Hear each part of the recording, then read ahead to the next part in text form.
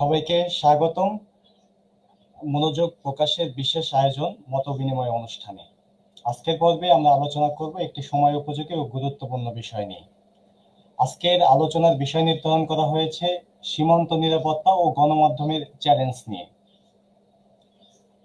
বাংলাদেশ ভারত সীমান্তে বারবারই উত্তেজনা, বাংলাদেশি হত্যা, ভারতীয় নাগরিক পুশিন, মানবাধিকার লঙ্ঘন এবং আন্তর্জাতিক আইন লঙ্ঘন করে আসছে ভারতীয় সীমান্ত বাহিনী বিএসএফ। এই বাস্তবতায় গণমাধ্যমে যেমন সত্য তুলে ধরছে, তেমনি নানান ধরনের প্রতিবন্ধকতাও রয়েছে এবং অনেকেই নানান ধরনের প্রতিবন্ধকতার সম্মুখীন হচ্ছেন। আজকে আমরা আলোচনা করব এবং জানার চেষ্টা করব সীমান্ত নিরাপত্তার বাস্তবতা কেমন হওয়া উচিত, মাঠ পর্যায়ে সাংবাদিকতার কি কি চ্যালেঞ্জ তারা মোকাবেলা করছেন এবং করণীয় বা কি। এছাড়াও আরো গুরুত্বপূর্ণ কিছু বিষয় নিয়ে আমরা আলোচনা করব। এছাড়াও আজকের আমাদের এই আলোচনায় তিনজন সাংবাদিক আমাদের অনুষ্ঠানে উপস্থিত আছেন অতিথি হিসাবে। প্রথমেই রয়েছেন জনাব সাখাওয়াত হোসেন শাখা।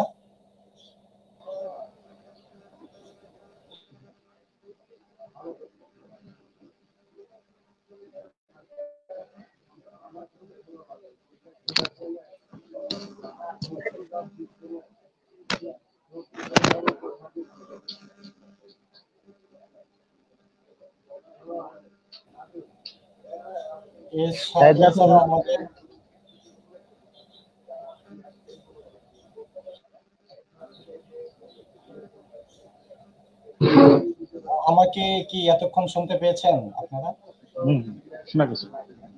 জি।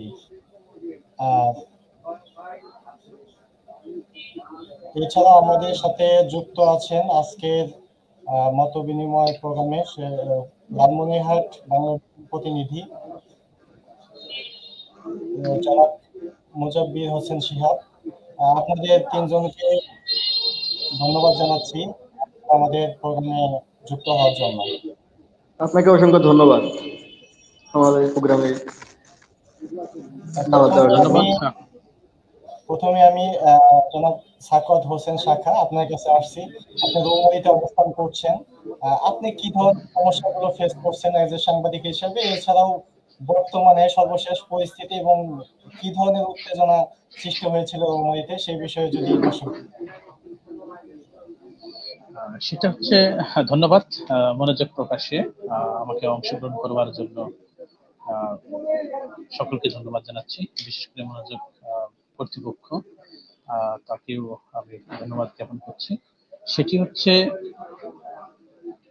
সীমান্তের যে উত্তেজনা বিরাজ করছে, এটা সারা বাংলাদেশে আপনারা দেখতে পাচ্ছেন যে বিভিন্ন মিডিয়ায়, বিভিন্ন ইলেকট্রনিক এবং প্রিন্ট মিডিয়ায় সেটি দেখতে পাচ্ছেন এবং পাশাপাশি সোশ্যাল মিডিয়াও দেখতে পাচ্ছেন। পাশাপাশি পার্শ্ববর্তী যে দেশ অবৈধভাবে বাংলাদেশে যে পুশিং করছেন যে নাগরিকদের, সে দেশেও মিডিয়ায় প্রোপাগান্ডা চালাচ্ছে, সেই দৃশ্য আমরা দেখতে পাচ্ছি। অর্থাৎ আমরা যদি বিস্তারিত বলি, এই গেল কয়েকদিন আগে প্রথম যে আমাদের রৌমারী সীমান্তে যে অনুপ্রবেশ অর্থাৎ পুশিং বলা হয়, সেই পুশিং প্রায় 32 জন নাগরিককে পুশিং করা হয়। এর মধ্যে যে মিয়ানমার আরাকান রাজ্যের এবং রাখাইন রাজ্যের যে রোহিঙ্গা রয়েছে শরণার্থী, সেটি তারা ভারতে এক সময় তারা ছিল, সেখানে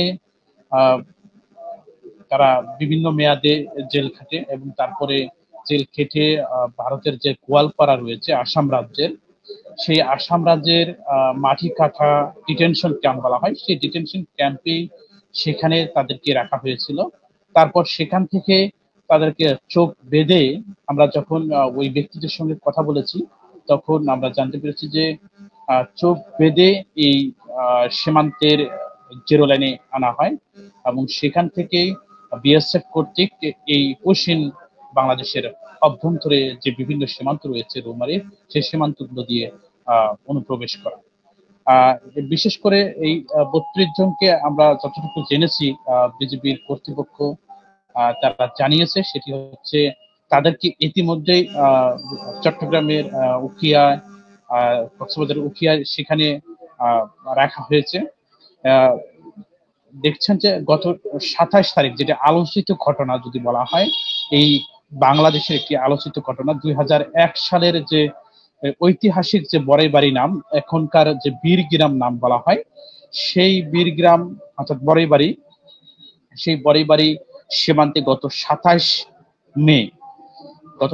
মে তারিখে এই ভারতীয় বিএসএফ অর্থাৎ সীমান্তরক্ষী যে বাহিনী রয়েছে, সেই সীমান্তরক্ষী বাহিনী রাতের আধারে সেই আসামের যে আমি কথাটুকু বলেছিলাম যে গোয়ালপাড়ার যে মাটিকাটা ডিটেনশন ক্যাম্প রয়েছে, সেই ডিটেনশন ক্যাম্প থেকে তাদেরকে চোখ বেঁধে, মানে এর আগে যে ব্যক্তিদের যে চোখ বেঁধে নিয়ে আসে, সেম চোখ বেঁধে নিয়ে এসে তাদেরকে যে ঠাকুরন বাড়ি রয়েছে সীমান্ত সংলগ্ন শাহপাড়া মানকাচর, ভারতের যে অর্থাৎ আসাম রাজ্যের যে বলা হয়, সে মানকাচর শাহপাড়া ঠাকুরন বাড়ির কাজ দিয়ে বাংলাদেশের অর্থাৎ বড়াইবাড়ি সীমান্তের 1066টি মেইন পিলার অর্থাৎ 1 সাব পিলার বলা হয়, সেই সাব পিলার দিয়ে পুশিং করেন বিএসএফ।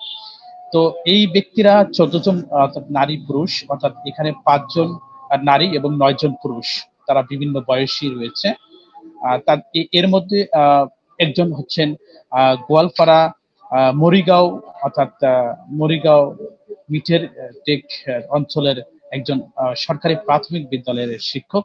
তাকেও পুশিং করা হয়েছে যে বাংলাদেশি বলে তাদেরকে পুশিং করা হয়েছে। তো মূলত সেটি হচ্ছে তাদেরকে যখন পুশিং করা হয়, যদি একটু বিস্তারিত যদি এখানে বলা হয়, পুশিং এর পর আমরা তাদের অর্থাৎ বড়াইবাড়ি সীমান্ত এলাকার সঙ্গে আমরা কথা বলেছি, সীমান্তবাসীর সঙ্গে কথা বলেছি। প্রথমে পুশিং হওয়ার পর ওই ব্যক্তিরা আবু সাইদ নামের এক ব্যক্তির বাড়িতে আশ্রয় নেয়। ওই টাইমে একটি বৃষ্টি অর্থাৎ ঝড় ঝড় বৃষ্টি পড়ছিল, সেই বৃষ্টিতে প্রথমে আশ্রয় নিয়েছিল আবু সাইদ মিয়ার বাড়িতে। সেখানে আবু সাইদ বাড়িতে যখন আশ্রয় নেয়, তখন আবু সাইদ জিজ্ঞাসা করেন যে আপনারা কোথা থেকে এসেছেন। তখন ওই 14 জন নারী পুরুষের পক্ষ থেকে বলা হয়েছে যে আমরা ভারতের নাগরিক, আমাদেরকে এইভাবে নির্যাতন করিয়ে ভারতের যে সীমান্তরক্ষী বাহিনী রয়েছে আমাদেরকে নির্যাতন করে এই বাংলাদেশের অভ্যন্তরে ঠেলে দিয়েছে, সেটি ওই আবু সাইদকে বলেছিল। পরে আবু সাইদ ওই ব্যক্তি সেখানে উপস্থিত যে আশপাশ যে লোকজন আছে তাদেরকে অবগত করেন যে ভারতের এরকম কয়েকজন লোক এসেছে, এটা কি করব, এদের নিয়ে আমরা কি করব, আমাদের বাড়িতে আশ্রয় নিয়েছে। তখন স্থানীয় যে সীমান্তরক্ষী বাহিনী রয়েছে অর্থাৎ আমাদের যে বর্ডার গার্ড বাংলাদেশ বিজিবি রয়েছে, তাদেরকে অবগত করলে বর্ডার গার্ড বাংলাদেশ বিজিবি এবং স্থানীয় যে জনতা অর্থাৎ গ্রামবাসী মিলে সীমান্তের জিরো লাইনে অর্থাৎ নিয়ে যাওয়া হয়। সেখানে বিএসএফ কে পতাকা বৈঠক অর্থাৎ শান্তি মাধ্যমে অর্থাৎ পতাকা বৈঠকের আহ্বান জানানো হয়। তখন আমরা যতটুকু জেনেছি যে বিজেপির পক্ষ থেকে ভারতীয় সীমান্তরক্ষী বাহিনী বিএসএফ প্রথমে নাকচ করে দেয় যে আমরা কোনো পতাকা বৈঠক করব না। তখন বিজেপির যে কোম্পানি কমান্ডার রয়েছে বড়াইবাড়ির, তিনি আমি কথা বলেছি তাদের সঙ্গে, তার সঙ্গে কথা বলছি, তিনি হচ্ছেন আঞ্জু মিয়া, ক্যাম্প কমান্ডার আঞ্জু মিয়া। তিনি আমাকে যতটুকু জানিয়েছেন যে আমরা সীমান্তে যখন এই লোকগুলোকে অর্থাৎ ভারতের নাগরিককে কেন পাঠানো হয়েছে সেই প্রশ্নে প্রশ্ন করার এবং তাদেরকে ব্যাক করার জন্য যে বিষয়টি বলেছিলাম, তখন বিএসএফ বিভিন্ন ভাবে গালিগালাজ করেন আমাদের বর্ডার গার্ড বাংলাদেশের বিজিবির সদস্যদেরকে। এমতো অবস্থায় তখন বিজিবির যে আমাদের যে সদস্য রয়েছেন, চৌকুর সদস্য রয়েছেন, তারা আবারও চেষ্টা করেন বিএসএফ এর সঙ্গে যে পতাকা বৈঠকের মাধ্যমে শান্তির মধ্যে বৈঠকের মাধ্যমে তাদেরকে ফেরত দেওয়ার জন্য। কিন্তু বিএসএফ ততক্ষণে মানে আবারও যে গালিগালাজ শুরু করছে। এক পর্যায়ে আমরা যতটুকু জেনেছি, গ্রামবাসী যতটুকু বলেছে যে নাকি ছোড়াগুলি ছেড়েছে ভারতীয় সীমান্তরক্ষী বাহিনী বাংলাদেশের দিকে অর্থাৎ বিজিবির দিকে এবং গ্রামবাসীর দিকে। আসলে এই আমরা বিজেপির পক্ষ থেকে আনুষ্ঠানিক ওইভাবে বক্তব্য পাইনি, তবে ক্যাম্প কমান্ডার বলেছিল যে আঞ্জু মিয়া আমাকে বলেছিল যে অর্থাৎ সীমান্তরক্ষী যে বাহিনী বিএসএফ অবৈধভাবে বাংলাদেশের দিকে যে গুলি ছুড়েছিল সেই বিষয়ে আমাকে অবগত করছে। তারা বলছিল যে বিজেপির পক্ষ থেকে 4 রাউন্ড নাকি গুলি করেছে, সেই বিষয়টি বলছিল। এই এই বিষয়ে যদি বলি, আমরা 2টা 2:30 পর্যন্ত সেখানে অবস্থান নিয়েছে এবং বিভিন্ন গণমাধ্যম কর্মী ছিল। বিশেষ করে আমাদের আজকের যে অতিথি রয়েছেন সুজন মাহমুদ, বাংলা এডিশনের একজন চৌকস সাহসী সাংবাদিক, তিনিও ছিলেন। আমরা একেবারে 0 পয়েন্টে ছিলাম বিজেপির সঙ্গে, অর্থাৎ গ্রামবাসীর সঙ্গেই মিলেই আমরা অর্থাৎ গ্রামবাসী যে প্রতিরোধ তৈরি করেছে সেই সংবাদ তথ্য সংগ্রহ করার জন্য আমরা গিয়েছিলাম। আসলে আমরা এখানে যে বিষয়টি আমরা দেখতে পেরেছি যে সীমান্তের আমাদের যে বর্ডার গার্ড বাংলাদেশের বিজিবি সদস্যরা অনেক ধৈর্যের সঙ্গে তারা কাজ করেছিলেন।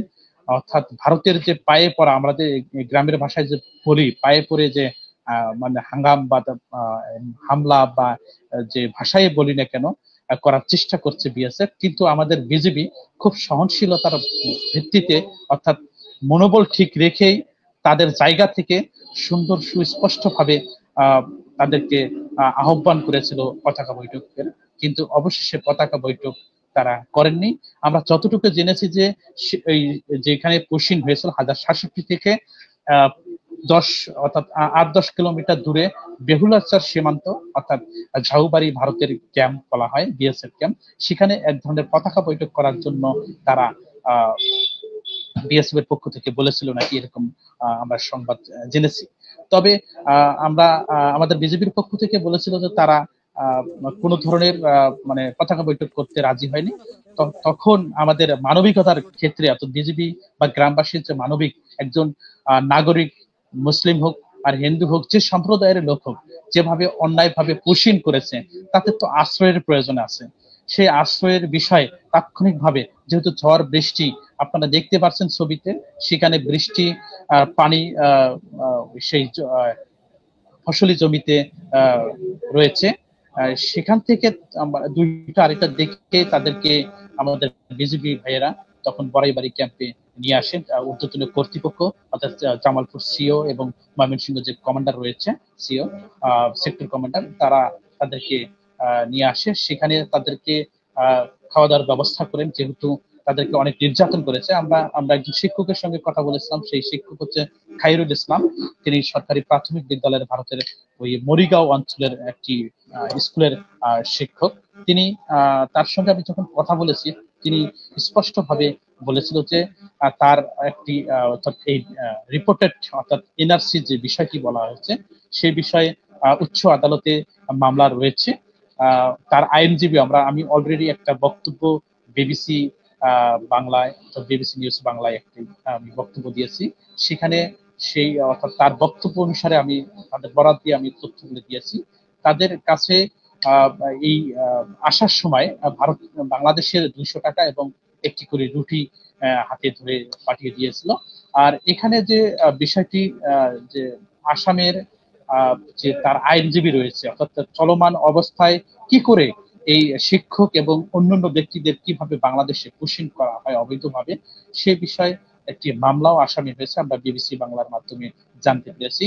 আর এখানে ওই দিন 10টা, আমি যদি একটু বলি যে পুশিংয়ের পর পর উত্তেজনা, অর্থাৎ ভারত অবৈধভাবে বাংলাদেশকে মানে এক ধরনের তারা আগ্রাসন মানে মনোভাবে, মানে যে বিএসএফ সে ধরনের তারা ভারী অস্ত্র এবং ভারতের যে পুলিশ রয়েছে, অর্থাৎ সীমান্ত আইন লঙ্ঘন করে, হয়তোবা আমি যতটুকু জানি যে সীমান্তে কখনো জেরো লাইনে পুলিশ আসতে পারে না, যদিও আসে অথবা যদি কোনো অকারেন্স ঘটে, সেক্ষেত্রে হয়তো পিও করতে আসে, তো প্লেস অফ অকারেন্স যেটি বলা হয় পুলিশের ভাষায়, সেটি তারা করতে আসে। কিন্তু সেদিন পুলিশকেও তারা সীমান্তে মোতায়েন করেছিল, আমরা সেটি দেখেছিলাম, এবং ভারী অস্ত্র নিয়ে আসছিল। কিন্তু আমাদের বিজিবি একেবারে তাদের মনোবল, সেটি আমি প্রথমেই বলছি যে মনোবল, এবং তারা তাদের জায়গা থেকে খুব ধৈর্যের সঙ্গে মোকাবেলা করেছে, কথাবার্তা এবং আনুষ্ঠানিকতার মধ্যে দিয়ে যেটি বলার সেটি বলেছিল। কিন্তু সর্বশেষ তারা কোনো ধরনের ওইভাবে পতাকা বৈঠক করেনি। আর 10:45 দিকে 10:10:30 দিকে ভারত আবার সীমান্ত আইন লঙ্ঘন করে বাংলাদেশের অভ্যন্তরে ড্রোন উড়িয়েছিল, যা বাংলাদেশকে নজরদারি এবং ওই পুশিন হওয়া নাগরিকদের নজরদারি করবার জন্য। আমরা যদি বলি ওই দিনেই অর্থাৎ ওই 27 তারিখ রাত 8টা এবং রাত 10:45-50 দিকেও আমাদের রৌমারী সীমান্তের যে সাহেবেরাঙ্গা বিওপি আছে সেখানেও 3টি ড্রোন উড়িয়েছিল ভারতীয় সীমান্তরক্ষী বাহিনী বিএসএফ। আর পাশাপাশি আমরা গতকালের যে কথাটা বলেছিলাম অর্থাৎ 30 মে অর্থাৎ গতকাল শুক্রবারও এই ভারত অর্থাৎ ভারতের বিএসএফ অর্থাৎ মানে যে ক্যাম্প ভারতের বিওপি ক্যাম্প রয়েছে কাকরিপাড়া বলা হয়, সেই বিএসএফ ক্যাম্প থেকে আবার 5-7টি ড্রোন বাংলাদেশের আকাশে উঠছিল। সেই ড্রোন একেবারে ভারতের যে সীমানা এবং বাংলাদেশের 1 কিলোমিটার অভ্যন্তরে ঢুকেছিল, যার সীমান্ত পুরোপুরি আইন লঙ্ঘন করে তারা প্রবেশ করেছিল। এই সার্বিক যদি বিষয়ে যদি বলি, সেখানে এক ধরনের যে তাদের মানে মনোভাব যে বাংলাদেশকে আমরা ঠেলে দেব, তারা নিয়ে নেবে, তারা কোনো প্রতিবাদ করবে না, আসলে এই জায়গা থেকে না। আন্তর্জাতিক আইন বলতে একটা কথা রয়েছে, যে আইনে হয়তোবা আমি এই মুহূর্তে আইন সম্পর্কে স্পষ্টভাবে ধারণা দিতে পারতেছি না, তবে আন্তর্জাতিক আইনের সই রয়েছে দুদেশের, অর্থাৎ কোনো ক্রমে বাংলাদেশের আকাশ সীমা অর্থাৎ ভারতের আকাশ সীমা শেষ করে বাংলাদেশের আকাশ সীমায় আসতে পারবে না ড্রোন, অর্থাৎ অনুমতি ব্যতি রেখে অনুমতি নিতে হবে, যদিও কোনো প্রয়োজন হয় সেটি আন্তর্জাতিক বা দুই সরকার মিলে সরকার রাষ্ট্রীয়ভাবে বসে এটি করতে পারে। তবে সরাসরি এই যে একটি উত্তেজনার মধ্য দিয়ে যে ধরনের ব্যবহার অর্থাৎ ভারত করতেছে, এটি আসলে ঠিক না। আর আমরা যদি বলি যে সাংবাদিকতার যে চ্যালেঞ্জ আসলে সীমান্তে আমাদের সংবাদ সংগ্রহ করা যে বিষয়টি, আমরা দেখেছি যে একটু আমাদের খুব মানে যেহেতু আমাদের একটু রিমোট অঞ্চল, বিশেষ করে বিজিবি ভাইয়েরাও আমাদের যে বিজিবি বর্ডার গার্ড সদস্য রয়েছে তারাও অনেক কষ্ট করে সীমান্তে ডিউটি করেন, অর্থাৎ আমাদের নিরাপত্তা চৌকি বলতে কোনো কিছুই নেই, তবে আমাদের ছোট্ট একটি মাসা অর্থাৎ মাসাইল বলা হয় আমাদের গ্রাম্য ভাষায়, সেই মাসাইল রয়েছে আমাদের বাংলাদেশের ভিতরে, সেই বাংলাদেশের ভিতর থেকে তারা ডিউটি করেন। আবার এই যে আমাদের রিং রোডের যে ব্যবস্থা বা বিগত সময় যে এখানকার বা বাংলাদেশের যে বিজিবির যে মহাপরিচালক আমাদের রৌমারী অঞ্চলে এসেছিল, আমাদের দাঁতভাঙ্গা বিওপিতে তিনি এসেছিল। আমি তখনও বলছিলাম, বিজিবিকে প্রশ্ন করেছিলাম, বিজিবির মহাপরিচালক সম্ভবত আবুল হোসেন তিনি এসেছিলেন, তাকে বলছে যে এই রৌমারী সীমান্তের একটা ইতিহাস রয়েছে, যে বড়াইবাড়ি 2001 সালের যে নারকীয় যে তাণ্ডব চালিয়েছিল ভারত, সেই বিষয়ে আমরা অবগত করেছিলাম যে তখন যে বিষয়টি অর্থাৎ রিং রোড অর্থাৎ বিজিবির যে চলাচলের ব্যবস্থা সেটি করবার জন্য আমাদের বিজিবি ভাইয়েরা প্রতিনিয়ত বলে যে সীমান্তে ডিউটি খুব কষ্টকর হয়, তারপরও তাদের দেশের রক্ষার্থে দেশের মাটি রক্ষার্থে সবসময় তারা 24 ঘন্টা রাত দিন তারা ডিউটি করতেছেন। আর আমরা সংবাদের যে বিষয়টি বলি, আমরা অনেক রাতে একটা সংবাদ পেয়েছি যে সেখানে ড্রোন উড়িয়েছে। আমরা আমাদের বাসা হয়তো আমাদের 10-15 কিলোমিটার বা 20 কিলোমিটার দূরে ওই অঞ্চল থেকে হয়তো আমাদের যাওয়ার সম্ভব হয় না, তারপর আমাদের নিউজ কাভারেজ করতে গিয়ে আমাদের যেতে হয়, সেখানে এক ধরনের বাধা বিপত্তি হয়ে যায়, যেটি হচ্ছে বিশেষ করে আমাদের বিজিবি ভাইয়েরা রয়েছে, বিজিবি ভাইয়েরা আমাদের সার্বিক সহযোগিতা করেন, কিন্তু আনুষ্ঠানিক যে বক্তব্য যে ভারতের আমরা যদি মিডিয়া যদি দেখি, মিডিয়াতে দেখেন আমাদের এই যে 14 জনের যে পুশিন ভারত করলো অবৈধভাবে, সেখানে ভারতের মিডিয়ায় কিছু মিডিয়ায় দেখি যে বাংলাদেশকে মানে দোষারোপ করতেছে, তারাই নাকি পুশিন করতেছে, এরকম কথাবার্তা তাদের মিডিয়ায় বলেছে। আসলে আমরা দেখতেছি যে রিপাবলিক বাংলা, আমরা যখন এই ছাত্র জনতার গণ অভ্যুত্থানের পর থেকে দেখছি যে সেই রিপাবলিক বাংলাদেশকে নিয়ে এক ধরনের মানে কৌতুক সম্মিলিত ভাবে এক ধরনের যে সংবাদ সেটি তারা পেশ করে যাচ্ছে। সেখানেও আমরা দেখছি যে সংবাদ পরিবেশন করছে 14 জন নাগরিক কুশিনের বিষয় নিয়ে, যে বাংলাদেশে ভাত দিতে পারে না, অমুক দিতে পারে না, তমুক দিতে পারে না, বাংলাদেশকে একটা অপদস্থ অপমান করবার জন্য বিশ্বের কাছে তারা এই ধরনের অপপ্রচার চালিয়ে যাচ্ছেন। আর আমরা আরেকটা বিষয় যদি বলি, এই আমাদের মিডিয়ার জগতে আমাদের আমাদের সংবাদ সংগ্রহের যে বিষয়টি, আমরা সীমান্তে আমরা বিজিবি ভাইদের একটু আমরা বলতে চাই এই লাইভের মাধ্যমে, সেটি হচ্ছে যে আমরা সীমান্তে গেলে আমরা দেখি যে আমাদের বাংলাদেশের বিভিন্ন সীমান্তে দেখি যে অনেক সাংবাদিক ভাইয়েরা অনেক তথ্য সংগ্রহ করতে যায়, বিজিবি সার্বিকভাবে সহযোগিতা করে, সার্বিকভাবে তাদের আনুষ্ঠানিক যে বক্তব্য আছে সেটিও তারা পেশ করে। কিন্তু দুর্ভাগ্যজনক আমাদের এই সীমান্তে এরকম চিত্র, আমাদের এই জামালপুর ব্যাটালিয়ন থেকে আমরা এরকম তথ্য পাই না। তবে আমরা অনেক সময় বিজিবির সঙ্গে একটা ঘটনা যদি ঘটে, বিজিবি অনেক সময় তাদের নিরাপত্তার কারণে হোক আর যেভাবে যে প্রশ্নই হোক তারা এড়িয়ে যান বিষয়গুলো। কিন্তু যদি ভারতের মিডিয়া যদি বলি ওই হিসেবে, তাহলে আমাদের এই বাংলাদেশের যে আমাদের বর্ডার গার্ড বিজিবি সদস্য ভাইয়েরা রয়েছে তারা স্পষ্ট বক্তব্য দিলে তাহলে আমাদের যে নিউজের বিষয়টি একটি আন্তর্জাতিক লেভেল, যেহেতু আমাদের একটা রিপোর্ট একটা আন্তর্জাতিক সারা বিশ্ব সেটি দেখে, সেই বিষয়ে আমরা চাইবো এই লাইভের মাধ্যমে যেন অর্থাৎ আমাদের যে বিজিবি ভাইয়েরা বা বিজিবির কর্তৃপক্ষ রয়েছে তারা সীমান্তের যে ঘটনাই ঘটুক না আমাদের আনুষ্ঠানিক ভাবে বা অথবা সংবাদ বিজ্ঞপ্তির মাধ্যমে আমাদেরকে জানিয়ে দিলে আমাদের উপকৃত হবে এবং এটি সারা বিশ্বের মানুষ জানতে পারবে। আর যদি বলা হয় যে আর 2 মিনিট সময় নেই, সেটি হচ্ছে যে সীমান্তের যে সংবাদ আবারও যদি বলি একটু ঝুঁকি রয়েছে। যেমন আমরা সেদিন 27 মে একেবারে 0 পয়েন্টে ছিলাম, যেহেতু একটি আমরা সংবাদ সংগ্রহ করার জন্য একটা ফুটেজ বা একটা তথ্য ভারতের যে আগ্রাসন মনোভাব সেটি তুলে ধরবার জন্য আমরা সেখানে আমরা 0 পয়েন্টে ছিলাম, সাধারণ মানুষের সঙ্গে বিজিবির সঙ্গে ছিলাম, দেখেছিলাম। আমরা যদি ওই স্থানে যদি না থাকতাম তাহলে আমরা এই আকাশ সীমা লঙ্ঘন করে বাংলাদেশের অভ্যন্তরে যে তাদের যে ড্রোন প্রবেশ করেছিল সেটি আমরা হয়তো বা নিতে পারতাম না। আমরা সেখান থেকে আমরা বিশ্বকে জানিয়ে দিতে পারতেছি যে এই যে ড্রোন অবৈধভাবে আসতেছে, এই ধরনের ব্যবহার করতেছে।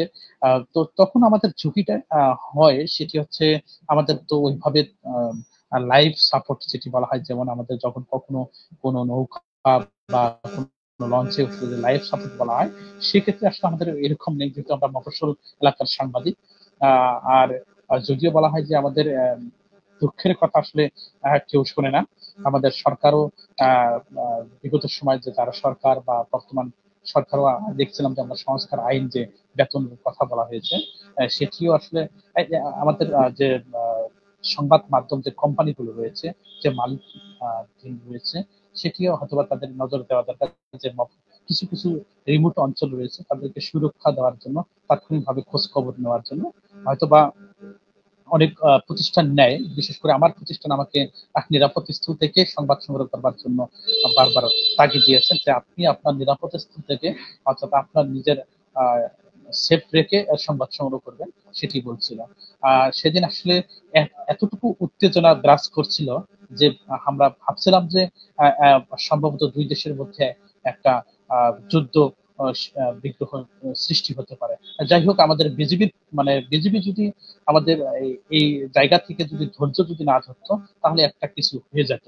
তো সার্বিক যদি বিষয় যদি বলা হয় সীমান্তে এখন এই মুহূর্তে আমি সংবাদ পেয়েছি, অর্থাৎ এই গত 1.5-2 ঘন্টা আগে, যে তারা সীমান্তে আমি যতটুকু জেনেছি যে 1052 পিলারের ওইদিকে 150 লোককে পুশিং করবার জন্য তারা ক্যাম্পে লোক নিয়ে এসেছে, এই নাগরিকদের নিয়ে এসেছে, বিভিন্ন রোহিঙ্গা হোক আর ভারতীয় নাগরিক হোক তাদেরকে পুশিং করবার জন্য তারা নিয়ে আসছে। আমরা এই লাইফের মাধ্যমে আমরা জানাতে চাচ্ছি যে বিজেপি যেন সেখানে গ্রামবাসী কিংবা বিজেপির বা অন্য কোনো অর্থাৎ আনসার ব্যাটালিয়ন অর্থাৎ যারা গ্রামের যে রয়েছে তাদের সবাই মিলে যে নিরাপত্তার যে বিষয়টি যদি সার্বিক বিষয় তাহলে পুশিং করতে পারবে না।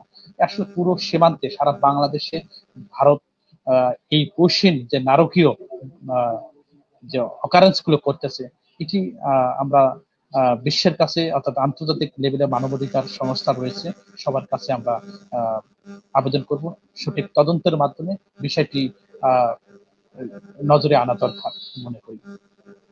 তো ধন্যবাদ। ধন্যবাদ আপনাকে, আপনি গুরুত্বপূর্ণ বিষয়গুলো শেয়ার করেছেন। যে বিষয়গুলো আসলে ঘটে গেছে অলরেডি কয়েকদিন যাবত আমাদের কুড়িগ্রামের, বিশেষ করে বড়াইবাড়ি বাংলাদেশের প্রত্যেকটি প্রান্তের মানুষ যারা ভারত বিরোধী আগ্রাসনের আহ, পক্ষে, তারা সবাই বড়াইবাড়ি সম্বন্ধে খুব ভালোভাবেই অবগত এবং জানে। এছাড়াও এর যে গৌরবের ইতিহাস সে সম্পর্কেও মোটামুটি এখন যেহেতু ইন্টারনেট প্রত্যেকটি গ্রাম অঞ্চল থেকে শুরু করে সর্বস্তরে, এই কারণে সবাই বড়াইবাড়ির ইতিহাস সম্পর্কেও কিন্তু অবগত রয়েছে। ধন্যবাদ আপনাকে আমাদের সাথে যুক্ত হওয়ার জন্য। আবারও আমরা আপনার কাছে আসব। এই মুহূর্তে আমি জনাব সুজন মাহমুদ আপনার কাছে যাচ্ছি। আপনার কাছে জানতে চাচ্ছি যে বিষয়টি নিয়ে, সেটা হচ্ছে ভারতে যে বারবার বাংলাদেশ সীমান্তে ড্রোন মোতায়েন করছে, ড্রোন উৎক্ষেপণ করছে, তো এই ব্যাপারে আসলে কোনো সুনির্দিষ্ট কোনো বক্তব্য বিজিবির পক্ষ থেকে দেওয়া হয়েছে কিনা, কিংবা এটাকে মোকাবেলা করার জন্য, এটা তো প্রত্যেকদিন অনবরত চলছে ড্রোন উৎক্ষেপণ, তো এটাকে মোকাবেলা করার জন্য কোনো পদক্ষেপ বা এজ এ যখন জনগণ যারা আছে তারা কি ধরনের পদক্ষেপ নিতে পারে তাদের জায়গা থেকে সতর্কতা বিষয়গুলো। আরেকটি বিষয় হচ্ছে সাংবাদিকদের মানে আমাদের কি ধরনের সতর্কতা অবলম্বন করা উচিত, বিশেষ করে ফুটেজ এবং নিউজ সংগ্রহের ক্ষেত্রে, সেই বিষয় সম্বন্ধে যদি আপনি বিস্তারিত বলতেন। এছাড়াও এই কয়েকদিনে যে ঘটে গিয়েছে, আপনিও সেখানে উপস্থিত ছিলেন সীমান্ত এলাকায়, গত 3-4 দিন থেকে আপনি অবস্থান করছেন, পুরো সামগ্রিক বিষয় সম্বন্ধে যদি আপনি দর্শকদের কিছু জানাতেন। ধন্যবাদ জাহিদ। সকলকে শুভেচ্ছা জানাচ্ছি। আমি সুজন মাহমুদ। আসলে বেশ কয়েকদিন থেকে এরকম সীমান্তে উত্তেজনা বিরাজ করছে। প্রথম শাখাবাই যেটি ছিলেন অত্যন্ত চৌকসের সাথে সেদিন 27 মে প্রথম যেদিন আর কি সীমান্তে উত্তেজনা বিরাজ করে, ঠিক 7টার দিকে আসলে আমাকে কল করা হয়। শাখাবাই প্রথম কল করা হয় যে এরকম এখন আসবো। ফোনটা টাইম মতো ধরতে পারিনি।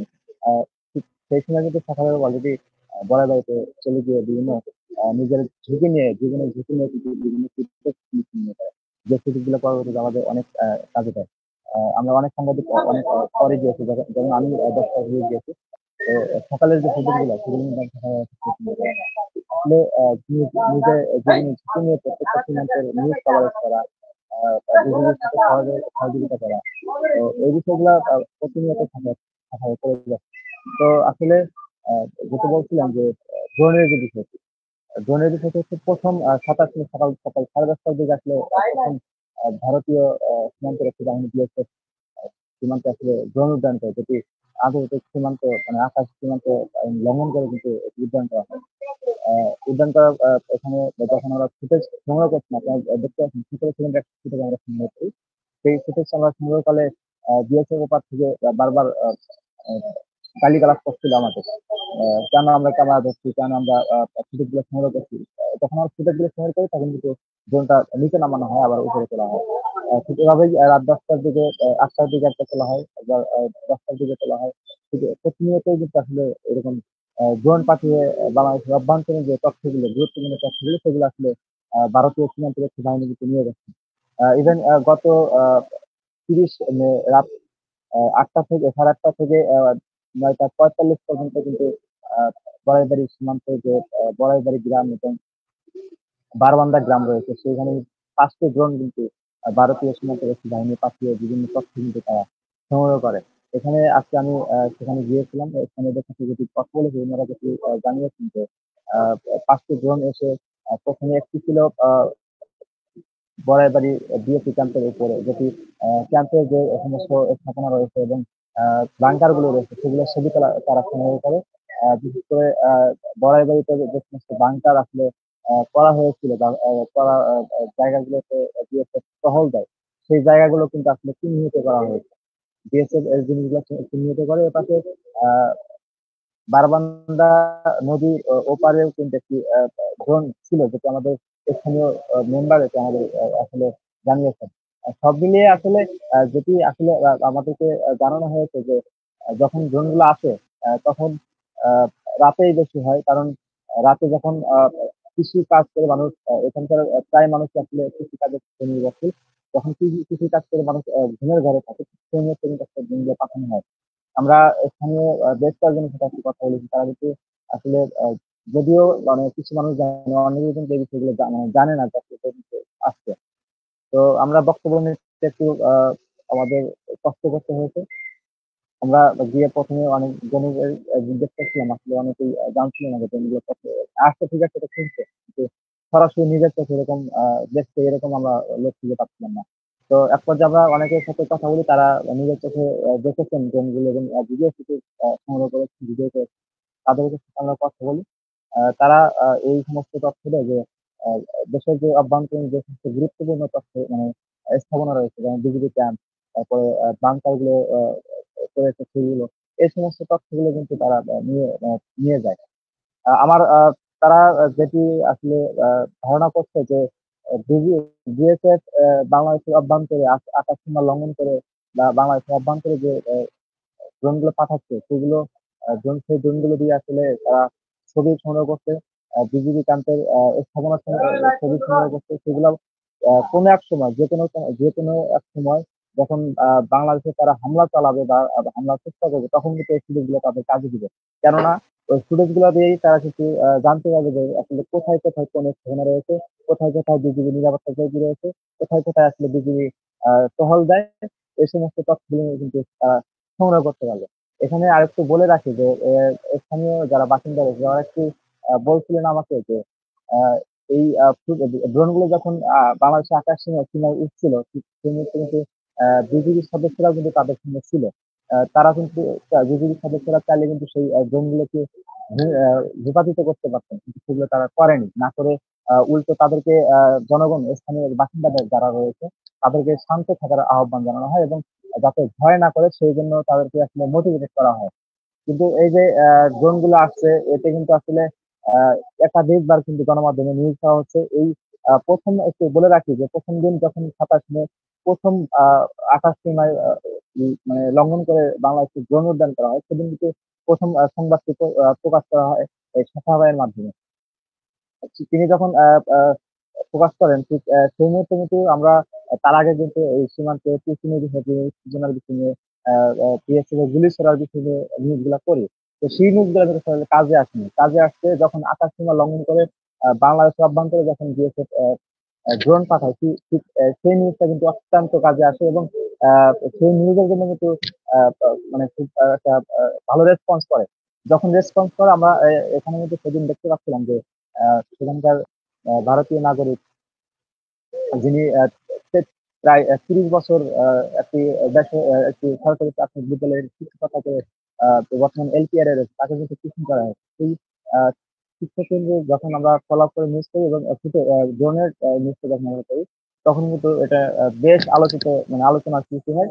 সেই আলোচনা থেকে কিন্তু আমরা যতটুকু তথ্য পেয়েছি এখন পর্যন্ত এই খালিল ইসলাম সহ 14 জনকে কিন্তু ভারতে ফেরত নেওয়া হয়েছে এবং খালিল ইসলামের বাসায় ইতিমধ্যে তিনি চলে গিয়েছেন এবং বাকি 13 জন যারা রয়েছেন সেই 13 জনকে ভারতের যে বর্ডার পুলিশ রয়েছে সেই বর্ডার পুলিশের এসপি অফিসে রাখা হয়েছে। এটা আমার সবশেষ আপডেট। আমি এই আপডেটটা পেয়েছি প্রায় এখন থেকে 1 থেকে 1.5 ঘন্টা আগে। তো যাই হোক, এই এর মধ্যেই বলছিলেন যে একটা কি যেন প্রশ্ন করছিলেন যে সেটার সঙ্গে মিলার আমাদের নাকি একটা। আমাদের গণমাধ্যম কর্মী যারা আছে তাদেরকে আসলে কি ধরনের ফুটেজ গুলো সংগ্রহ করা উচিত এবং সতর্কতা অবলম্বন করা উচিত সেই বিষয়গুলো, আর বিশেষ করে বাংলাদেশের নিরাপত্তা এবং বিজিবি কে সর্বোচ্চ সহযোগিতার ক্ষেত্রে আসলে আমাদের কি, একজন গণমাধ্যম কর্মী হিসেবে আমাদের দায়বদ্ধতা বলে কি, সেই বিষয়ে যদি বলতেন।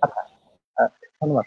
আসলে এই বিষয়গুলো হচ্ছে কি, যখন আমরা সীমান্তে কোনো ফুটেজ সংগ্রহ করবো বা ফুটেজ সংগ্রহ করি, আমরা সবসময় চাইবো যে মানে বিএসএফ কে আসলে ফলো করে। এখন আমি একটু আপনাদের বলে রাখি, এখানে আমার এক সহকর্মী বন্ধু বিএসএফ মানে বিজিবি ক্যাম্পে যখন কৃষ্ণকৃত ভারতীয় 14 জন নাগরিককে বিজিবি ক্যাম্পে নেওয়া হয়, ঠিক সেই মুহূর্তে তারা ভিতরে রেখে তাদেরকে খাবার দাবার বা বিভিন্ন বিশ্রামের জন্য আসলে প্রস্তুত করা হচ্ছিল এবং বসানো হয়েছিল।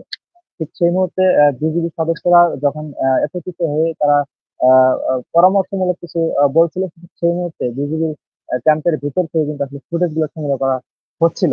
ঠিক এই মুহূর্তে কিন্তু আসলে বিজিবির একজন সদস্য এসে তার কাছে ফোনটি কেড়ে নেয় সেই সহকর্মীর কাছ থেকে এবং পরবর্তীতে আমরা যতটুকু জানতে পেরেছি যে তাদের স্থানীয়দের রিকোয়েস্ট এবং আমাদের সহকর্মীর রিকোয়েস্টে সেই খুনটি তাকে ফিরে দিয়ে সেখান থেকে তাকে চলে যেতে বাধ্য করা হয়। এই যে বিষয়গুলো যে আসলে কোথায় কোন ফুটেজ নিতে হবে এই বিষয়গুলো আমাদের কাছে ধারণা থাকতে হবে। কেননা আমরা একজন দেশের যে অভ্যন্তরীণ যে বিষয়গুলো এগুলো আমাদের ফোকাস করা আসলে আমার মনে হয় যে প্রয়োজন আছে। কারণ একটা সীমান্তরক্ষী বাহিনী তাদের মানে দেশের নিরাপত্তার সাথে তাদের এই ফুটেজ গুলো আসলে আমার মনে হয় না যে ফোকাস করা দরকার।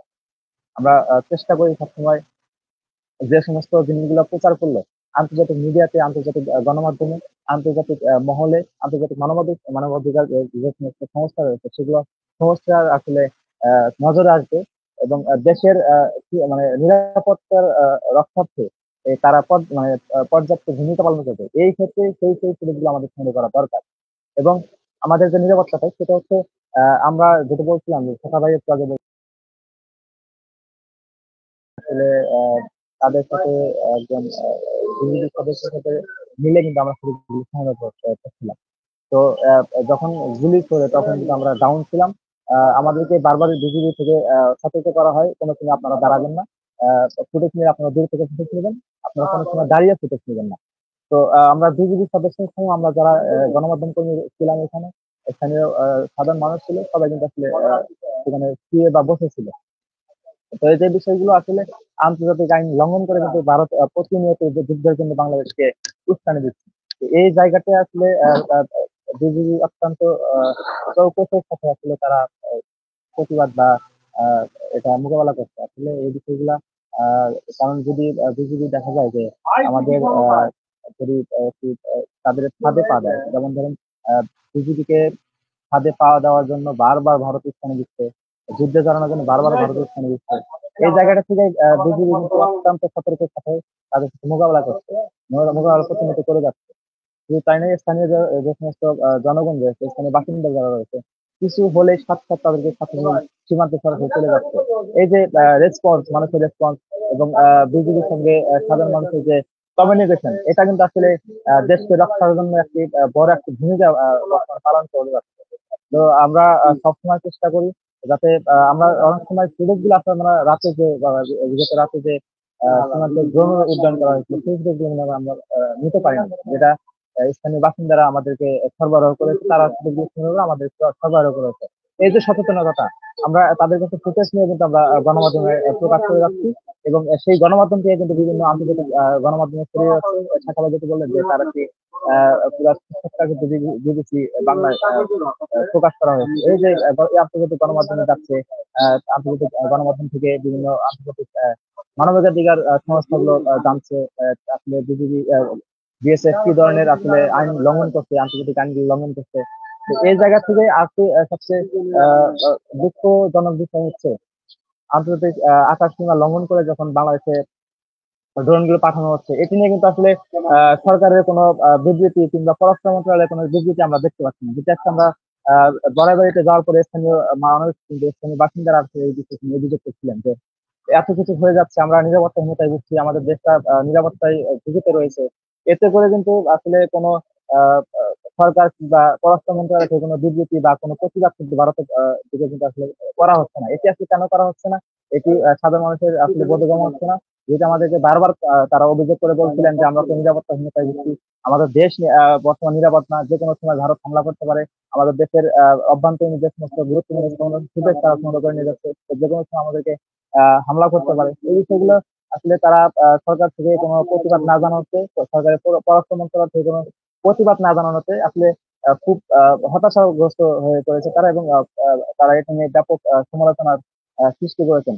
কিন্তু আসলে এই বিষয়গুলো যখন আমরা গণমাধ্যমে নিয়ে আসবো, আমাদের দায়িত্ব হচ্ছে সাধারণ মানুষের নিরাপত্তা, দেশের নিরাপত্তা আসলে কোথায় রয়েছে, তাদের সাধারণ মানুষের কি কথা রয়েছে, সেই কথাগুলো আমরা আন্তর্জাতিক বা আমাদের গণমাধ্যমের মাধ্যমে সারা দেশকে জানিয়ে দেবো, সারা বিশ্বকে জানিয়ে দেবো।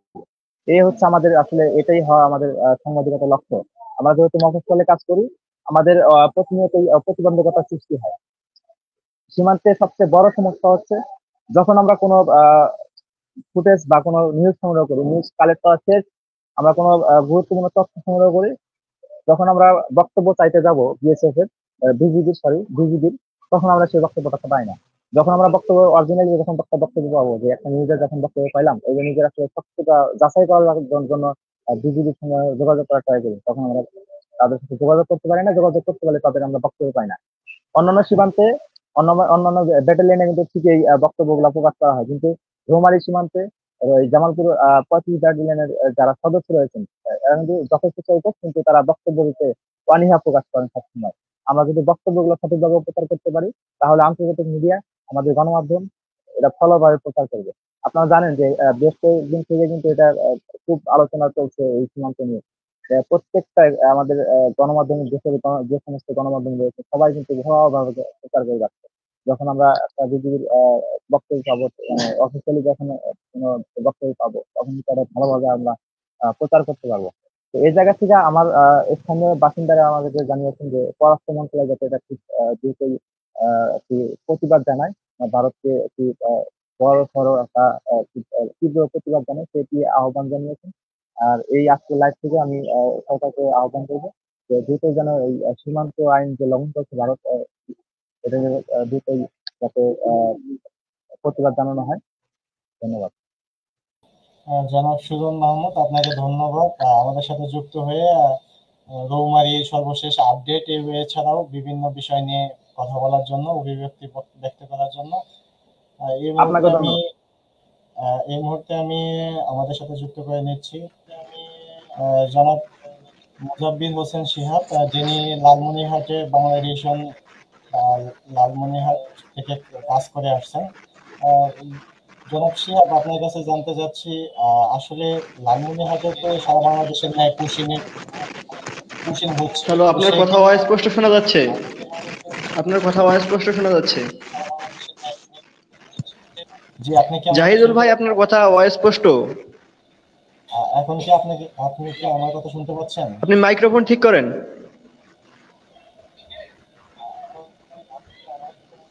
না না, শুনতে পাচ্ছি না, স্পষ্ট শুনতে পাচ্ছি।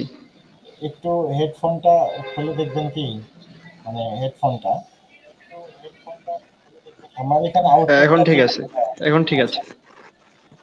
আচ্ছা, আমি যে বিষয়ে জানতে চাচ্ছিলাম, আপনি তো লালমনিরহাট থেকে কাজ করে আসছেন, তো আপনার লালমনিরহাটে বর্তমান অবস্থা কেমন এবং পুশিং হচ্ছে সারা বাংলাদেশের ন্যায় লালমনিরহাটেও ব্যাপক হারে পুশিং হচ্ছে, তো এই বিষয়ে সার্বিক পরিস্থিতি সম্পর্কে যদি দর্শকদের জানাতেন।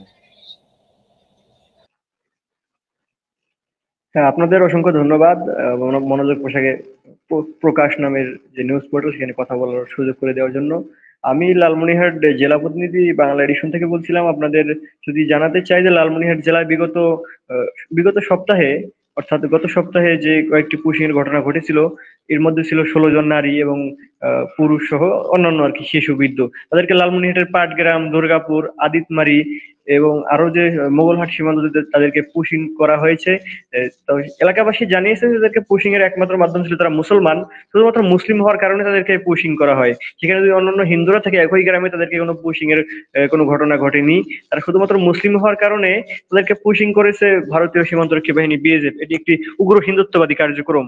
তো এই কার্যক্রম থেকে রক্ষা করার জন্য একটা মাত্র উপায় আছে বাংলাদেশের মানুষের, যে উপায়টা পৃথিবীর ছোট ছোট দেশ গ্রহণ করে, যেমন সিঙ্গাপুর, মালয়েশিয়া, তারপর আপনার যদি বলা হয় ইসরায়েল যে ট্যাকটিসটা গ্রহণ করে, চারদিকে তার শত্রু রাষ্ট্র এবং মাঝখানে সে টিকে থাকে। কিভাবে টিকে থাকে? এটা হেজ হক পলিসি। আমরা যদি ইয়া করতে যাই, যে একটা উদাহরণ দেই, মনে করেন একটা বনের মধ্যে সজারু থাকে, সজারু কিন্তু কাউকে আক্রমণ করে না।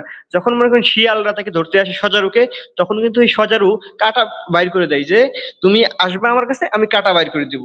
তাহলে কিন্তু সজারুকে শিয়াল আর ধরতে পারে না, শিকার করতে পারে না। তো আমাদের এমন একটা হওয়া উচিত। অর্থাৎ আমরা যদি উদাহরণ দেই, আমাদের যে পূর্বের যে একটা দেশ ছিল পাকিস্তানে কিন্তু পশ্চিম পাকিস্তানে একটা জিনিস এখনো চলমান আছে। সীমান্ত এলাকা, ভারতীয় সীমান্ত যে এলাকাগুলো আছে, যেমন পাঞ্জাব, সিন্ধ, বেলুচিস্তান, ওই বেলুচিস্তান মানুষগুলোকে সবাইকে কিন্তু সামরিক অস্ত্র ট্রেনিং কারখানা দিয়ে সামরিক অস্ত্র সহজলভ্য করা হয়েছে তাদেরকে। তারা যখন সীমান্তে বসবাস করে, সবার বাড়িতে মেশিন গান, তারপর হলো বড় বড় যে RMG RR, অর্থাৎ মানে সামরিক মারণাস্ত্র যেগুলো আছে এগুলা সীমান্ত বসবাসরত সকল নাগরিকদের দিয়ে দেওয়া হয়েছে। যখন ভারত অনাকাঙ্ক্ষিত আক্রমণ করবে তাদের প্রতি, তখন যেন তারা নিজেরাই যেন সেলফ ডিফেন্স নিতে পারে, অর্থাৎ তাদের প্রত্যেকটা নাগরিক সামরিক প্রশিক্ষণ প্রাপ্ত, হয়তো বাবা মায়ের কাছ থেকে পায়, হয়তো সেনাবাহিনীর কাছ থেকে পায়। তো আমাদের এই যে এই সমস্যাগুলো, এটা আসলে কিন্তু আমাদের সামরিক দুর্বলতার কারণেই কিন্তু ভারত আমাদেরকে এটা করতে পারছে। তারা কিন্তু চীন সীমান্তে, যে ভারতের বিশাল সীমান্ত, তারা কিন্তু সেখানে নিয়মিত মার খাচ্ছে, তারা কিন্তু নিজের জমি হারাচ্ছে অরুণাচল সীমান্তে, তারা কিন্তু সেখানে কিছু করতেছে না। তারপর সম্প্রতি আমরা লক্ষ্য করছি পাকিস্তানে তারা অপারেশন সিন্দুর অভিযান চালাইছিল, সেই সিন্দুরের নামে তারা নিজেরাই কিন্তু সিঁদুর পরে দিছে, মোদির মাথায় সিঁদুর পরে গেছে, এবং তারা তাদের 5টি রাফেল জেট হারাইছে, আরো অন্যান্য ড্রোন হারাইছে, প্রায় শতাধিক ড্রোন। তো আমরা যখন দেখতে পারি যে একটা ড্রোন 5টা ড্রোন দিনের দুপুরে উঠতেছে, আমাদের সামরিক বাহিনী কিছু করতে পারতেছে না, আসলে এই দায় কিন্তু আমাদের সামরিক বাহিনীর না। এই দেশপ্রেমিক সামরিক বাহিনী সবসময় চেষ্টা করছে দেশের মাটিকে প্রাণ এবং জান দিয়ে রক্ষা করার জন্য, কিন্তু আমাদের বাংলাদেশের যে সামরিক নেতৃত্বগুলো আছে, এই সামরিক না বেসামরিক রাজনৈতিক নেতারা, এই রাজনৈতিক নেতারা তারা কিন্তু আসলে করাপ্টেড। তারা মূলত ভারতের দালালি করে অধিকাংশই, তারা দেশের সামরিক সক্ষমতাকে উন্নত করতে পারে না, তারা সে চুরি চামারি করে, তারা কোনো ব্যবসা প্রতিষ্ঠান আসবে তাও বাধা দেয় না। সম্প্রতি আমরা লক্ষ্য করছি যে বিডার চেয়ারম্যান জনাব আশিক চৌধুরী, তিনি তুরস্কে গিয়েছেন বাংলাদেশে অস্ত্র কারখানা নির্মাণের জন্য, সেখানে অপপ্রচার চালানো হচ্ছে, অথচ বিগত 54টি বছর 55টি বছর দুটি দল কিন্তু বাংলাদেশকে শাসন করছে, আওয়ামী লীগ আর বিএনপি। এই দুটা দল কিন্তু কখনো চেষ্টা করেনি বাংলাদেশে একটা অর্ডিন্যান্স ফ্যাক্টরি দিতে, যে অর্ডিন্যান্স ফ্যাক্টরি বাংলাদেশের যে সেনাবাহিনী BD-80 যে অস্ত্রটা ব্যবহার করে, সেটা 1959 সালে নির্মাণ করা বাংলাদেশের যে পূর্ব পাকিস্তান অর্ডিন্যান্স ফ্যাক্টরিতে, যেটা আর কি মূলত রাশিয়ার যে AK-47 এর সাবভার্সন। তো আমরা এখনো কেন স্বাধীনতার 55 বছর পরেও একটা অস্ত্র কারখানা বাংলাদেশে দিতে পারলাম না? আমি কয়েকজন সাবেক সেনা কর্মকর্তার সাথে কথা বলেছি, তারা বলছে ভারত আমাদেরকে মূলত ভয় দেখায়, তারা আসলে আমাদেরকে আক্রমণ করতে পারবে না। তারা জানে যে বাংলাদেশের মানুষকে যদি আক্রমণ করা হয়, তাহলে কিন্তু তারা জান প্রাণ দিয়ে বাংলাদেশকে রক্ষা করবে এবং ভারত খণ্ড বিখণ্ড হয়ে যাবে। সেই খণ্ড বিখণ্ড হওয়া থেকে রক্ষা করার জন্য কিন্তু ভারত বাংলাদেশের মানুষকে আসলে আটকে রাখছে কাঁটাতারের বেড়া দিয়ে। অথচ বাংলাদেশ, যারা মুসলিম কান্ট্রি, অর্থাৎ যারা বাংলা ভাষায় কথা বলে, বাংলাদেশের সীমানা কিন্তু আমাদের প্রায় 7, যে বড় বাংলাদেশ, গ্রেটার বাংলাদেশ, আমাদের গ্রেটার বাংলাদেশ, আসাম, ত্রিপুরা, মেঘালয়, পশ্চিমবঙ্গ সহ আরাকান, আমাদের এই যে সীমান্তগুলো, এই মানুষগুলোর সাথে কিন্তু আমাদের মিল আছে, তাদের ভাষা, তাদের সংস্কৃতি একই। তো আমরা কিন্তু তাদেরকে লিড করি। আমরা যদি চেষ্টা করি আমাদের জনগণ এবং যারা সীমান্ত এলাকায় বসবাস করে, তাদেরকে যদি আমরা সামরিক প্রশিক্ষণ দিয়ে তাদেরকে সীমান্তে অস্ত্র সহ তাদেরকে অবস্থান করতে বলি, তাহলে কিন্তু এই সমস্যার সমাধান হয়ে যাবে। আমরা আরো একটা সমস্যার সুষ্ঠু সমাধান করতে পারি। সেই সমাধানটা হলো যে যারা সামরিক বাহিনীর অবসরপ্রাপ্ত সদস্য, কিন্তু তারা গরিব, যেরকম গরিব আনসার, গরিব পুলিশ, তাদের আর কি মনে করেন পরিবারের সদস্য সংখ্যা খুবই কম অথবা বেশি, তাদেরকে সীমান্ত এলাকায় জায়গা বরাদ্দ দিয়ে তাদেরকে সামরিক অস্ত্র তাদেরকে দেওয়া হোক, তাদেরকে মেশিন গান দেওয়া হোক, তারা সীমান্তে বসবাস করবে, সীমান্তের ফাঁকা জমিগুলো তারা আবাদ করবে, খাবে এবং সীমান্তের নিরাপত্তা দিবে, যেটা আমরা পূর্বে লক্ষ্য করছি এখন থেকে 500-700 বছর আগে, অর্থাৎ উসমানী খিলাফতের আমলে, যেখানে মনে করেন সংঘাতপূর্ণ এলাকা ছিল, সেখানে কোনো একজন অবসরপ্রাপ্ত সৈনিক কমান্ডার তাদের পরিবারকে সীমান্তে পাঠিয়ে দেওয়া হয়তো অস্ত্র সহ, তারা সেখানে বসবাস করতো, পশুপালন করতো, বিভিন্ন সরকারকে সহযোগিতা করতো সীমান্ত নিরাপত্তায়। তো আমাদের কিন্তু একটা জিনিস লক্ষ্য করতে হবে যে আমাদের সীমান্ত নিরাপত্তার কোনো ঘাটতি নাই। বাংলাদেশের বিজিবি তথা বিডিআর কিন্তু তারা কিন্তু নিজের জান প্রাণ দিয়ে রক্ষা করতে, তারা কতটা রক্ষা করবে? আমাদের বিডিআর এর সংখ্যা অনেক কম। তো সেই কমের জায়গা থেকে আমাদের বেশি বেশি করে বিডিআর নিয়োগ দেওয়া উচিত। সীমান্তে বসবাসরত নাগরিকদের সামরিক প্রশিক্ষণ দিয়ে তাদেরকে যুদ্ধ উপযোগী করা উচিত, যাতে দেশের ক্লান্তি লগ্নে, দেশের জরুরি অবস্থায় বাংলাদেশ সামরিক বাহিনীকে, সশস্ত্র বাহিনীকে সাহায্য করতে পারে এবং কাঁধে কাঁধ মিলে যুদ্ধ করতে পারে। আপনারা অবগত আছেন যে বাংলাদেশের যে সীমান্ত রক্ষী বাহিনী বিজিবিকে কিন্তু যখন যুদ্ধ অবস্থা তৈরি হয়, বিজিবিকে তারা খাবার, পানি, অর্থাৎ যেভাবে পারে তাদেরকে সহযোগিতা করে, তাদেরকে তাদের বিভিন্ন ওয়েট কিনা বিভিন্ন পণ্যবাহী যে সামরিক অস্ত্র যারা জনগণ বহন করে দেয়। আমরা 2001 সালের যে যুদ্ধের ইতিহাস, সেই যুদ্ধের ইতিহাস থেকে আমরা লক্ষ্য করেছি যে বিজিবিকে সর্বাত্মক সহযোগিতা করেছে বাংলাদেশের দেশপ্রেমিক জনগণ। তো সেই জনগণকে যদি সামরিক ট্রেনিং এর আওতায়, তাদেরকে ডিসিপ্লিনের আওতায় আনা হয়, তাদেরকে সামরিক, তাহলে কিন্তু দেখা যাবে যে বাংলাদেশ সীমান্তে আসলে সীমান্ত রক্ষী 2-1 জন থাকলে যথেষ্ট। আমাদের জনগণই আনাফ, তারা দেশপ্রেমিক, দেশপ্রেমিক, তারা যুগে যুগে দেশপ্রেমের প্রমাণ দিয়ে আসছে। আর আমাদের রাজনৈতিক নেতারা যে আছে, তারা কিন্তু আসলে এটা চায় না যে বাংলাদেশের জনগণ সচেতন হোক, বাংলাদেশের নাগরিক সচেতন হোক, কারণ তারা তো মদের যে চোরাচালান গুলো আছে সব ভারত থেকে আসে। ভারতীয় সীমান্তে আপনারা দেখবেন যে মদের চোরাচালান যখন আসে, তখন কিন্তু তারা গুলি করে। যখন আপনি গরু আনতে যাবেন, তখনই কিন্তু গুলি করে। এটা কিন্তু একটা সাংস্কৃতিক আগ্রাসন। তো আপনারা এই মদ মদ আনবেন, কোনো সমস্যা নেই, টাকা দিবেন। এই মদ কারা ব্যবসা করে? রাজনৈতিক নেতারা ব্যবসা করে এই মদের ব্যবসার সাথে কিন্তু আমাদের সামরিক বাহিনী কখনোই জড়িত ছিল না। তারা তারা বাধ্য হয়ে অনেক সামরিক কিনা রাজনৈতিক নেতাদেরকে আসলে ইয়া করতে পারে, যে চাপে পড়ে তারা অনেক কিছু করে, হয়তো আমরা পূর্বে দেখেছি। কিন্তু আসলে আমাদের সামরিক বাহিনীরা তারা সবসময় দেশপ্রেমিক ছিল। তা আমাদের যেটা করতে হবে, সীমান্ত এলাকার জনগণকে সচেতন করতে হবে, সীমান্তের জনগণকে সামরিক প্রশিক্ষণ দিয়ে তাদেরকে তাদের স্ব স্ব কর্মস্থলে নিযুক্ত করতে হবে। তারা যখন জরুরি অবস্থা তৈরি হবে, তাদের নিজ হাতে অস্ত্র নিয়ে যা কিছু আছে নিজের, তাদের নিজের পরিবারকে রক্ষা করবে, দেশের সীমান্ত রক্ষা করবে, দেশের সার্বভৌমত্ব রক্ষা করবে। আপনারা লক্ষ্য করছেন বিগত 54 বছর ভারত কিন্তু প্রতিনিয়ত বাংলাদেশের সীমান্তের নাগরিকদের হত্যা করে আসছে, ফেলানিকে ঝুলিয়ে রেখেছে। অথচ পাকিস্তান সীমান্তে একটা ঘটনাও নাই, চীনের সীমান্তে একটা ঘটনাও নাই। তো আমাদের অভাবটা কোথায়? আমাদের অভাব হলো সামরিক অস্ত্রে। আমাদের জনগণের সামরিক ট্রেনিং দেওয়া হোক, দেখবেন যে আজকে সামরিক ট্রেনিং দেন, আগামীকাল দেখবেন যে এই সমস্যার সমাধান হয়ে যাবে, কখনো পুশিন হবে না। আর যাদেরকে পুশিন করতেছে তাদেরকেও একটা কাজ করা, তাদেরকে দেওয়ার পর তাদেরকে সামরিক অস্ত্র, তাদেরকে ট্রেনিং দেওয়া হোক, ট্রেনিং দিয়ে তাদেরকে সীমান্ত যুদ্ধে পাঠিয়ে দেওয়া হোক। যেমনটা আমরা বিগত জিয়াউর রহমানের আমলে দেখেছি। জিয়াউর রহমান যখন বলছিল ভারত মায়ানমারের প্রধানমন্ত্রীকে যে আপনারা রোহিঙ্গাদের বাংলাদেশে পাঠাবেন, তো পাঠান, আমরা তাদেরকে সামরিক প্রশিক্ষণ দিয়ে দেবো, তারা তাদের দেশ স্বাধীন করে নেবে। তো আমাদের এই পলিসি গ্রহণ করলে তো সমাধান হয়ে যায়, তাদের এতটুকু দরকার নয়, আমরা বাংলাদেশের সীমানাও বাড়বে।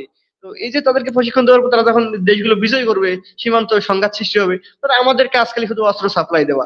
তো আসলে এই সাংবাদিক হিসেবে আমরা অনেক কিছুই বলতে পারি, কিন্তু আমাদের দেশ এবং দেশের মাটি সবার আগে, আমার দেশের নিরাপত্তা সবার আগে। আজকে যদি আমার দেশের নিরাপত্তা না থাকে, আমার সেনাবাহিনী যদি বেঁচে না থাকে, আমার দেশের জনগণ যদি বেঁচে না থাকে, তাহলে আমরা কোথায় সাংবাদিকতা করব? আর প্রত্যেকটা কথা, সাংবাদিকদের অনেক চ্যালেঞ্জ আমাদের মোকাবেলা করতে হয়। সীমান্ত এলাকায় গেলে এই সাংবাদিকদের বিজিবি কখনো কখনো মারধরও করে। কেন মারধর করে আমরা জানি না, হয়তো বা অনেক কিছুই ঘটে এখানে। কিছু কিছু অবিচক্ষণ সাংবাদিক তারা এমন কিছু ভিডিও করতে যায় যেখানে আসলে তাদেরকে সাংবাদিকতার ফুল ট্রেনিং থাকে না। তো এখানে দুজনেরই ভুল বোঝাবুঝি থাকতে পারে। তবে সবার আগে আমরা দেখতে হবে, সবার আগে বাংলাদেশের সীমান্ত নিরাপত্তা সবার আগে। এমন কিছু করা যাবে না বিজিবির যে গোপনীয় স্থান, তাদের যেখানে ডিউটি করতেছে, এগুলো যেন প্রকাশ পায়। বরং আমরা সীমান্তের ওপর থেকে যা তথ্য দেওয়া দরকার জনগণকে জানাবো, তারা যে অন্যায় অপকর্মগুলো জানাবো, এবং বিজিবিকে আমরা সতর্ক করবো যে এইভাবে না এইভাবে আপনারা করলে খুবই ভালো হয়। তো এই ছিল লালমনিরহাট এবং সারা বাংলাদেশ সীমান্ত জাতীয় নিরাপত্তা ইস্যুর সর্বশেষ তথ্য আমার কাছে। ধন্যবাদ আপনাকে আমাদের সাথে যুক্ত হওয়ার জন্য। আমরা আবারও আপনার কাছে আসবো। এই মুহূর্তে আমি সর্বশেষ একদম আমরা শেষ প্রান্তে অনুষ্ঠানের সাকত হোসেন জনাব আপনার কাছে জানতে চাচ্ছি যে সীমান্ত হত্যা এটি দীর্ঘদিন থেকে হয়ে আসছে। সীমান্ত হত্যা প্রতিরোধে আমাদের সাংবাদিকদের কি ধরনের ভূমিকা পালন করা উচিত, এবং এসব বিষয়ে বিস্তৃত, বিশেষ করে কুড়িগ্রামে একটি ঘটনা ঘটেছিল যেটি সারা বিশ্বব্যাপী আলোচিত, ফেনানী হত্যা। তো সীমান্ত হত্যা প্রতিরোধে সাংবাদিকদের ভূমিকা এবং আমাদের করণীয় বিষয়গুলো সম্পর্কে যদি আপনি খুবই সংক্ষিপ্ত আকারে দর্শকদের জানান, আর এছাড়াও আপনি সর্বশেষ দর্শকদের উদ্দেশ্যে 1 মিনিট বলবেন। ধন্যবাদ আবারও সুযোগ দেওয়ার জন্য, কথা বলার জন্য।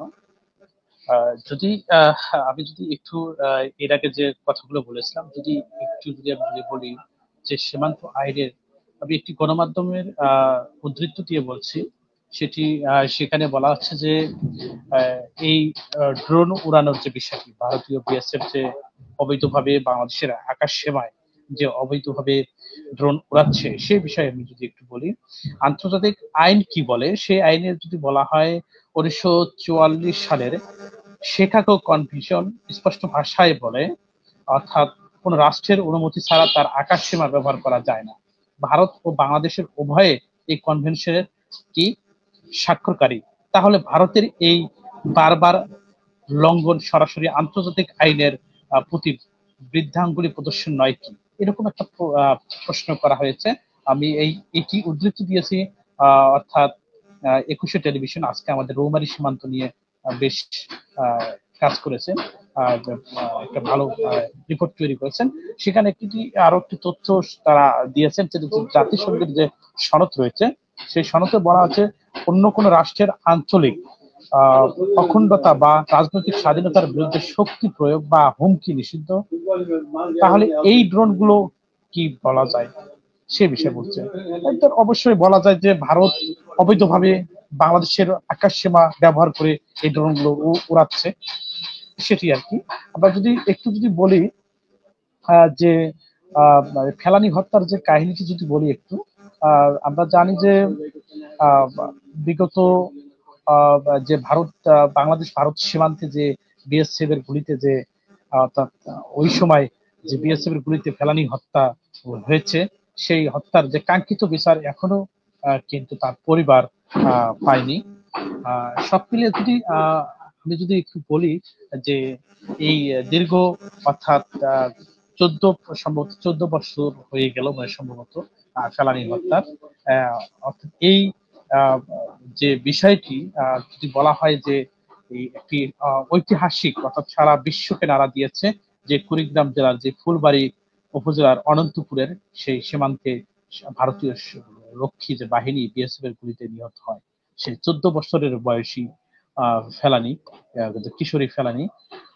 আমরা যদি এখানে যদি বলি সীমান্তের যে ভাই যে শিয়াব ভাই যে বলে গেল যে মাদকের যে বিষয়, আমরা বিগত সময় দেখছি আমাদের এই রৌমারী বা রাজীবপুর একটা মাদক দ্রব্য অর্থাৎ মাদক দ্রব্য অধিদপ্তর থেকে একটা মাদক প্রবণ এলাকা ঘোষণা করার একটা যে প্রসেস তারা অলরেডি করেছেন। আমরা সেটি দৈনিক কালবেলা পত্রিকার মাধ্যমে বা বিভিন্ন প্রিন্ট পত্রিকার মাধ্যমে দেখতে পেরেছি। আমরা জানছি যে শীঘ্রই সম্ভবত একটা মাদক দ্রব্য নিয়ন্ত্রণ অধিদপ্তর একটা অফিস এই রৌমারিতে হবে।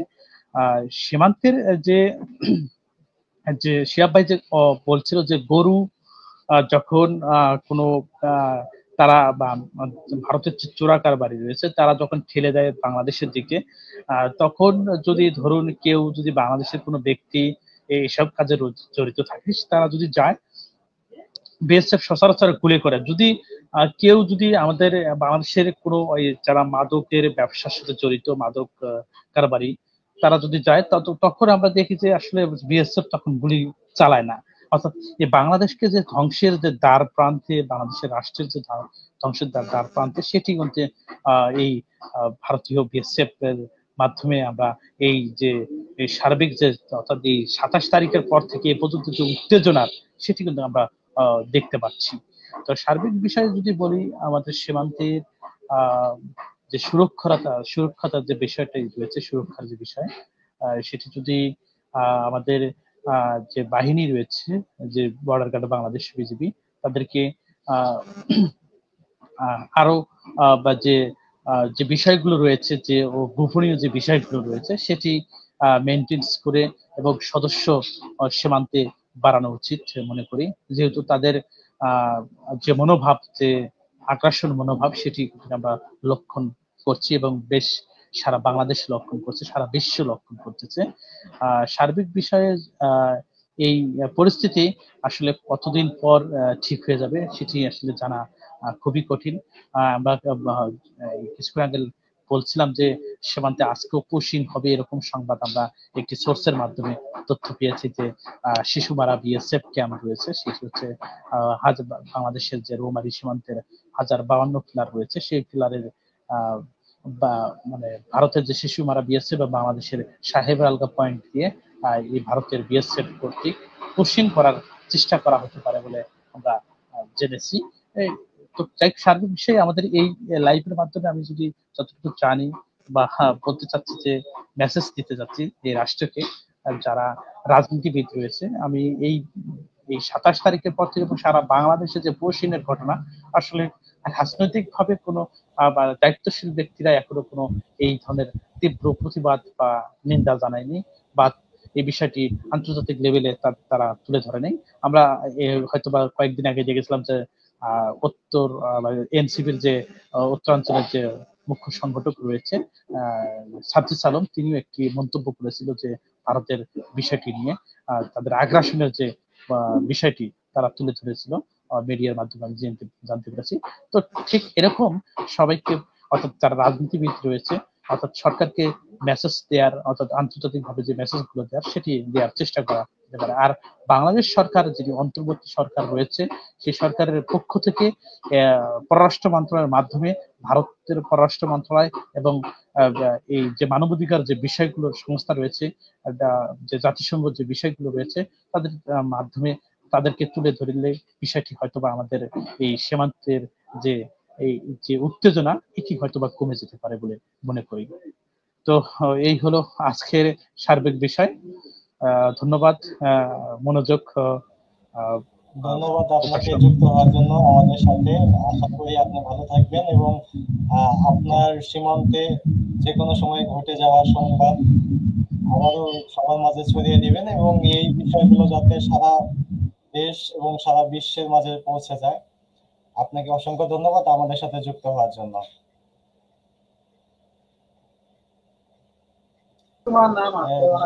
এই মুহূর্তে আমি যুক্ত করে নিয়েছি জনাব সুজন মাহমুদ। আপনার কাছে সর্বশেষ স্থানীয় যারা বাসিন্দা আছে সীমান্ত এলাকায় তাদের উদ্দেশ্যে যদি কোনো কিছু বলার থাকে খুব সংক্ষেপে 2 মিনিট, আমরা খুব দ্রুততার সাথে শেষ করে দিব।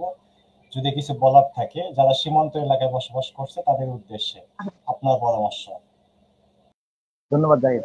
আসলে সীমান্তবর্তী মানুষের প্রতি আমার অনুরোধ থাকবে, আপনারা যেভাবে বিজিবির সঙ্গে সক্রিয় ভূমিকা পালন করে তারা আপনারা সীমান্ত পাহারা দিচ্ছেন, একজন দেশপ্রেমিক নাগরিক হিসেবে আপনারা কিন্তু ইতিমধ্যে পরিচয় দিয়েছেন।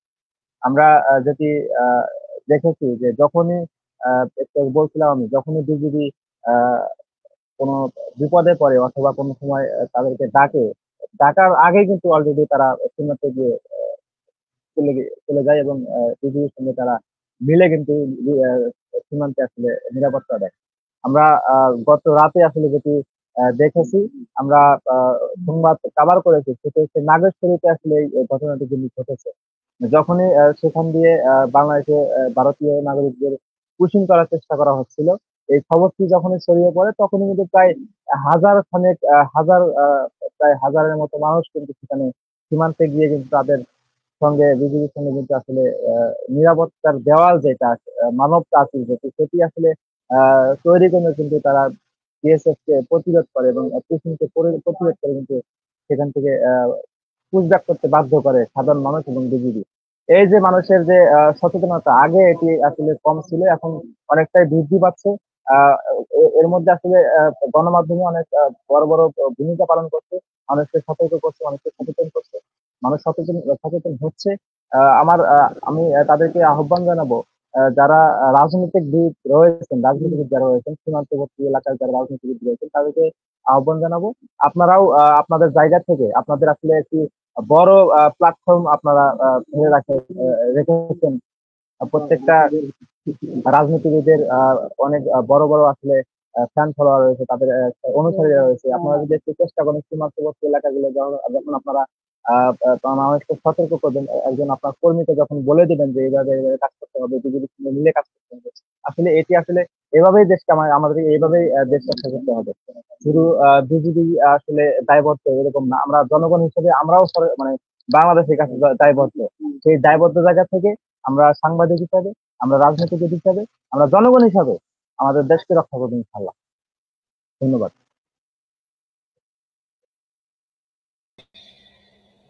ধন্যবাদ আপনার গুরুত্বপূর্ণ মতামতগুলো আমাদের মাঝে শেয়ার করার জন্য। আমরা সর্বশেষ খুব সংক্ষিপ্ত আকারে আমরা জনাব শিহাব হোসেনের কাছে আবারও আমরা সেটি হচ্ছে গত প্রায় 1 মাস থেকে বা দীর্ঘ সময় থেকে কিন্তু পুশিংয়ের ঘটনাগুলো ঘটে আসছে। তো গতকালকে জনাব সাজিদ আলম রংপুর একটি সভায় 2 লাইনে জাস্ট পুশিংয়ের বিষয়টা বলেছে, কিন্তু এছাড়া এর বাইরে রাজনীতিবিদদের যে ভূমিকা পালন করার দরকার ছিল বলে আমরা মনে করছি সবাই, যে এই বিষয়ে কঠিন, যেমন কক্সবাজার করিডোর নিয়ে যেমনটা হলো দেশের বা যত আলোচনা হয়েছে, কিন্তু এই পুশিং সারা বাংলাদেশকে মানবিক করিডোর বানিয়ে রেখেছে ভারত, কিন্তু এই ব্যাপারে রাজনীতিবিদরা কেন চুপ, বা এই নীরবতা ভাঙার উপায় বা কি, এই বিষয়ে ধন্যবাদ আপনাকে, অসংখ্য ধন্যবাদ। আপনাকে যদি বলতে চাই যে পুশ ইন আর করিডোর, এখানে দেখেন করিডোর দিলে সবচাইতে অসুবিধা কার? অসুবিধা হলো আমাদের পার্শ্ববর্তী শত্রু রাষ্ট্র ভারতের। তারা কি হবে জানেন? এই করিডোর দিলে তাদের 7 সিস্টার্স জয় বাংলা হয়ে যাবে। আর আমাদের কি লাভ? আমেরিকা যখন একটা এয়ারবেস করবে তা আমাদের সীমান্ত হত্যা অটোমেটিক্যালি বন্ধ হয়ে যাবে, এটা নিশ্চিত থাকেন। কারণ দেখেন প্রত্যেকটা দেশের মধ্যেই করিডোর আছে, সম্প্রতি ইরানের যে চাবাহার সমুদ্র বন্দর, সেই বন্দরটা কিন্তু চীনের হাতে তুলে দিয়েছে তিনি, কারণ সেখানে তুরস্কের থ্রেট আছে। কারণ তারা শিয়া ও সুন্নি, যতই মিল থাকুক একটা থ্রেট আছে, তুরস্কের থ্রেট। তো তুরস্কের থ্রেটকে মোকাবিলা করার জন্য তারা কিন্তু চাবাহার বন্দর চীনকে দিয়ে দিচ্ছে, এবং চীন কিন্তু চাবাহার বন্দরকে রক্ষা করবে। এবং দেখেন আমাদের সম্প্রতি ভারতীয় নৌবাহিনী কিন্তু আজকেও হুমকি দিল, তারা কিন্তু বাংলাদেশের চট্টগ্রাম বন্দর দখল করতে চায়। তো আমাদের কি করা উচিত? আমাদের হয় চীন নয় আমেরিকাকে আমাদের চট্টগ্রাম বন্দর দেওয়া উচিত। তারা এই বন্দর পরিচালনা করলে তারা নিরাপত্তা দেবে। আর যে রাজনৈতিক নেতারা যে বলে করিডোর করিডোর, এরা তো চট্টগ্রাম বন্দরে চাঁদাবাজি করে। এরা প্রতি বছর 4 কোটি টাকা চাঁদাবাজি করে, প্রতিদিন, প্রতি সপ্তাহে। এই 4 কোটি টাকা তাদের খাওয়া বন্ধ হয়ে যাবে। আপনারা জানেন যে 1971 সালের আগে যারা রাজনীতি করতো, বিশেষ করে শেখ মুজিব, সেও কিন্তু পাকিস্তানের একটা ইয়াতে চাকরি করতো। আর আজকের রাজনীতিবিদরা দেখেন কয়জন চাকরি করে, কয়জন বিভিন্ন বৈধ পেশা আছে। 100 জনের মধ্যে 99 জনের কোনো বৈধ পেশা নেই, বাবার কোনো কিছু নাই। তারা কিন্তু দেখেন কিছু না থাকা সত্ত্বেও তারা হাজার হাজার কোটি টাকার মালিক হয়ে যাচ্ছে। কিভাবে হচ্ছে? চাঁদাবাজি করে হচ্ছে, জনগণের পকেট মেরে হচ্ছে। একটা রাজনীতিবিদের বৈধ ইনকাম আপনি দেখাইতে পারবেন? একজনের তো নাই। জনগণ তো বুঝে না, জনগণ কি মনে করে যে সেনাবাহিনী খালি বলে টাকা লুট করে। তবে সেনাবাহিনী কয় টাকা লুট করে? একটা রাজনীতিবিদ হাজার হাজার কোটি টাকা লুট করে ফেলে। আপনি জানেন বিগত যে মেজর জিয়াউর রহমানের আমল, তার আমলেও কিন্তু দেশে উন্নতি হয়েছে, কারণ তিনি ছিল সেনাবাহিনীর একজন মেজর। তারপর এরশাদের আমলেও উন্নতি কম হয়নি। আর তারপর থেকে শুরু হয়েছে আমাদের অবদমন, পিছনের যাত্রা। কেন? তারপর একটা সামরিক কারখানা দেশের মধ্যে গঠন হলো না। বিএনপি দীর্ঘদিন ক্ষমতায় ছিল, একটা অস্ত্র কারখানা তৈরি করতে পারলো না বাংলাদেশে। তারপর কি হলো? আওয়ামী লীগ আসলো, তারাও একটা অস্ত্র কারখানা তৈরি করতে পারলো না। কার ভয়ে তারা অস্ত্র কারখানা তৈরি করতে পারলো না? তারা কেন চীন, পাকিস্তান এবং বাংলাদেশের সাথে থ্রি অ্যালায়েন্স সামরিক নিরাপত্তা জোট করতে পারলো না? তারা কার ভয়ে করতে পারলো না? আজকে যদি আমরা পাকিস্তান এবং চীনের সাথে জোট করতাম, তাহলে তো আমরা আমাদের সীমান্তে মানুষ মারা যেত না, আমাদেরকে হুমকি দিতে পারতো না, ড্রোন পাঠাইতে পারতো না। আজকে চীন আমাদেরকে অনেকগুলো ড্রোন দিত, আমরা এগুলো ড্রোন গুলো ফালাই দিতাম। আর নাগরিকদেরকে সামরিক প্রশিক্ষণ দিলে নাগরিকরাই সীমান্ত নিরাপত্তা প্রদান করতো। আমাদের তো তেমন না যে সামরিক বাহিনীর সাথে জনগণের সেই দূরত্ব আছে, বরং আমাদের সামরিক বাহিনী সদস্যরাই আমাদের ভাই ব্রাদার, আমাদের আত্মীয় স্বজন। তারা যেখানে ঘুমায় আমরা সেখানে ঘুমাই। আপনারা তো এখনো জানেন যে এই যে বাংলাদেশের সামরিক বাহিনীকে কখনো আলাদা করতে পারবেন না। তার কারণ বাংলাদেশের সামরিক বাহিনীর যে ক্যান্টনমেন্ট, এর মাঝখান দিয়েও জনমানুষের চলার রাস্তা, জনগণের ভালোবাসা তো এখান থেকেই তৈরি হয়, তাই নয় কি? তা আমাদের যেটা দরকার হলো করিডোর সীমান্ত নিরাপত্তা। পুশিন তো 1971 সালের পর থেকে চলেই আসতেছে, বাংলাদেশি আখ্যা দিয়ে পুশিন দেয়। তা আমাদের কি উচিত ছিল? আমাদের উচিত ছিল তাদেরকে সামরিক ট্রেনিং দিয়ে, অস্ত্র দিয়ে ভারতে পাঠায় দেওয়া, শেষ, তাদের দেশ তারাই স্বাধীন করতো। আজকে বাংলাদেশে পূর্ব পাকিস্তানের পর বাংলাদেশে কতটা বিশ্ববিদ্যালয় হয়েছে জানেন? অনেকগুলো। আর দেখেন ভারতের 7 সিস্টার্সে কোনো বিশ্ববিদ্যালয় নাই, আজকে কোনো কিছু নাই। সবগুলো ব্রিটিশ আমলে যে কটা ছিল সে কটাও ভেঙে খেয়ে ফেলছে মোদী সরকার। তো আমাদের এখন উচিত তাদেরকেও স্বাধীন করে দেওয়া। তারা যেহেতু 71 সালে আমাদেরকে সহায়তা করছে, আমরাও ওখানকার মানুষকে সহায়তা করি, আমাদেরও সীমান্ত বাড়াই। কারণ ভারত 71 সালের যুদ্ধের পর আমাদের যে সীমান্ত এলাকায় বড় বড় পাহাড় গুলো ছিল, এগুলো ছিল পাকিস্তান, পূর্ব পাকিস্তান আর্মি দখলে। পাহাড় গুলো তারা নিয়ে নিছে, সীমান্ত লেক গুলো নিয়ে নিছে তারা। তো আমাদের তো জমি তারা কাড়ে নিছে, তাদের লাভ হয়েছে, আমাদের দেশ লুটপাট করছে। সেই লুটপাটের জায়গা থেকে আমাদের প্রতিশোধ নেওয়ার দরকার আছে। এত সুশীলগিরির দরকার নাই, আমাদের প্রতিশোধ চাই এজ এ ক্লিয়ার। আমাদের নাগরিকদের সামরিক প্রশিক্ষণ দেন, অস্ত্র দেন, আমাদের নিরাপত্তা আমরাই তৈরি করবো, এমনটাই জানিয়েছেন সীমান্তে বসবাসরত নাগরিকগণ। তাহলে কোনোদিন পুশিনও হবে না, কিছুই হবে না। এটাই সমাধান একমাত্র, আর কোনো সমাধান নাই। ধন্যবাদ। ধন্যবাদ। আমাদের সাথে 3 জন সাংবাদিক যুক্ত হয়েছিলেন, সবাইকে ধন্যবাদ। সবাইকে ধন্যবাদ জানিয়ে আজকে আমাদের মনোযোগ প্রকাশের বিশেষ আয়োজন মত বিনিময় অনুষ্ঠান এখানেই সমাপ্ত করছি। সবাইকে ধন্যবাদ।